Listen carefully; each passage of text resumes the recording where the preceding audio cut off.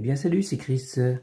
Et aujourd'hui on va s'attaquer donc à une restauration. Donc c'est une voiture philo-guidée de marque Joustra des années 80. Et donc cette carrosserie me plaisait bien au niveau de la déco. Il y a plusieurs modèles, donc j'en ai commandé trois en fait. Trois de façon à en faire deux entières, en restaurer deux. Donc il y a la première, donc celle-ci, euh, qui a un peu de rouille au niveau de la carrosserie, même beaucoup de rouille.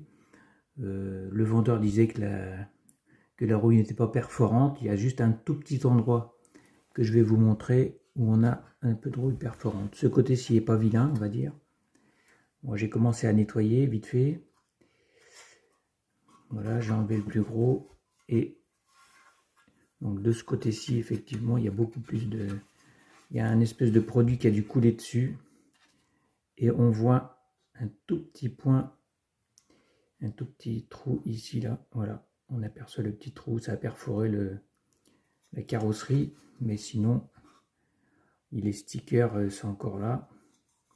Alors la difficulté, ça va être de la restaurer sans toucher aux écritures, aux stickers. Voilà, il va falloir que je ponce un maximum. Peut-être faire un masquage. Je vous montre le dessous. Voilà, on voit bien la rouille ici avec le point perforant. Sinon ailleurs, c'est pas trop mal. Voilà, donc j'ai tout démonté. C'est facile à démonter puisqu'on a simplement des petites languettes qui sont enclenchées dans le châssis. Voilà, donc ça c'est la carrosserie. L'arrière. Alors l'arrière est sympa puisqu'on a un petit béquet en plastique. Voilà le béquet de la Carrera RS qui vient se clipser comme ça. Voilà, c'est ce qui me plaisait dans ce modèle, le petit béquet. Après je vais vous montrer l'autre qui a un modèle différent. Et j'adore ces petits chats Marshall. Donc ça c'est la carrosserie. Au niveau du châssis, bon, il n'est pas en super état, mais tout est là. Voilà, il va falloir tout nettoyer, tout dérouiller.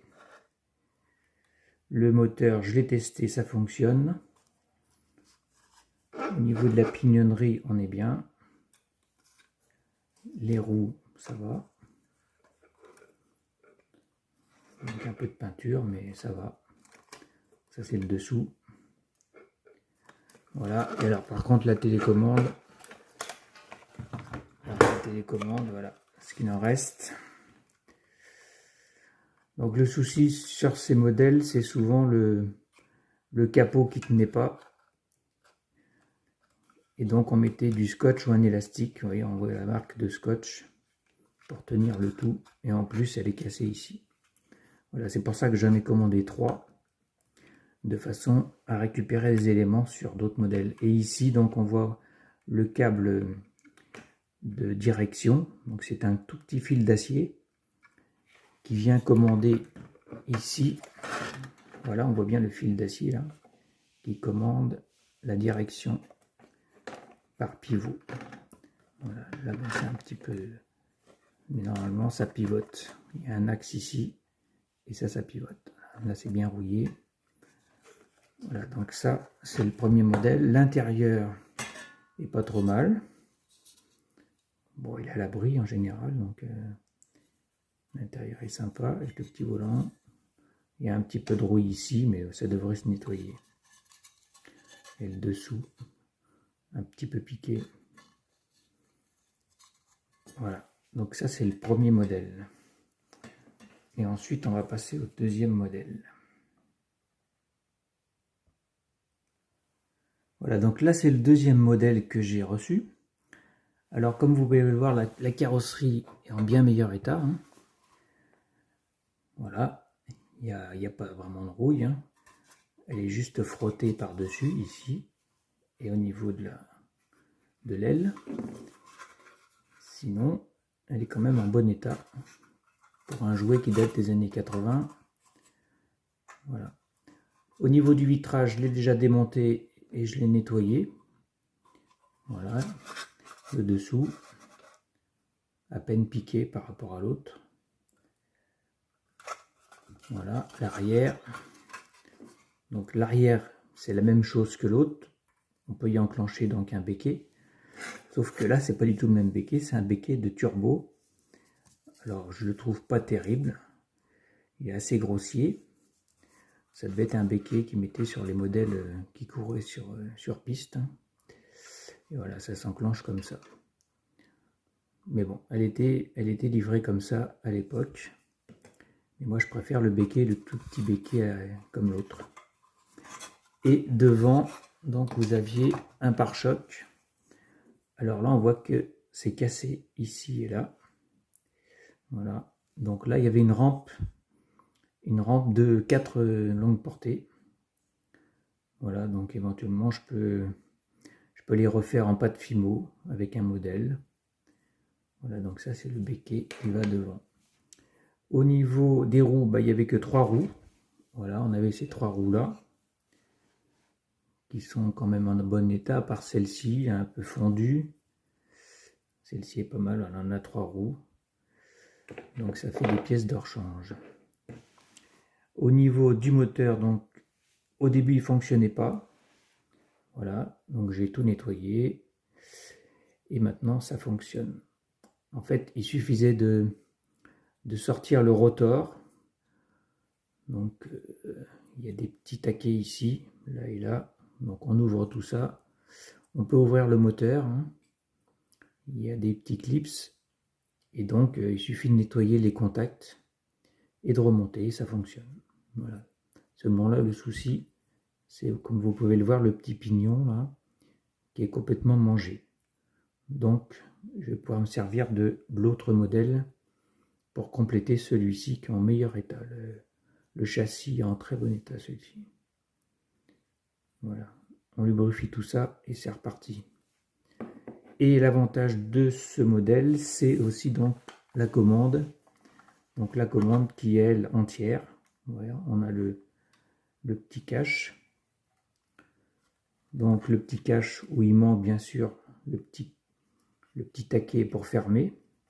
Mais au moins on a le cache. Je vais vous montrer l'intérieur. Alors l'intérieur, voilà. Donc vous avez le compartiment avec 2 piles d'1,5 V. Alors ces piles, je ne sais pas si on les retrouve aujourd'hui, hein, si c'est des modèles encore en production, mais on peut toujours se débrouiller. Et là je vais vous montrer l'intérieur. Hop, on sort tout ça. Voilà. Et donc là on voit bien les contacts avec 2 boutons. Vous voyez, ils font contact sur la lamelle. Là, il faut que je recolle la lamelle qui bouge. Donc il y a 2 boutons, vous voyez, qui font contact. Et puis après, il y a le fil d'acier qui vient commander la direction. Donc ça, on va le remonter comme ça. Voilà.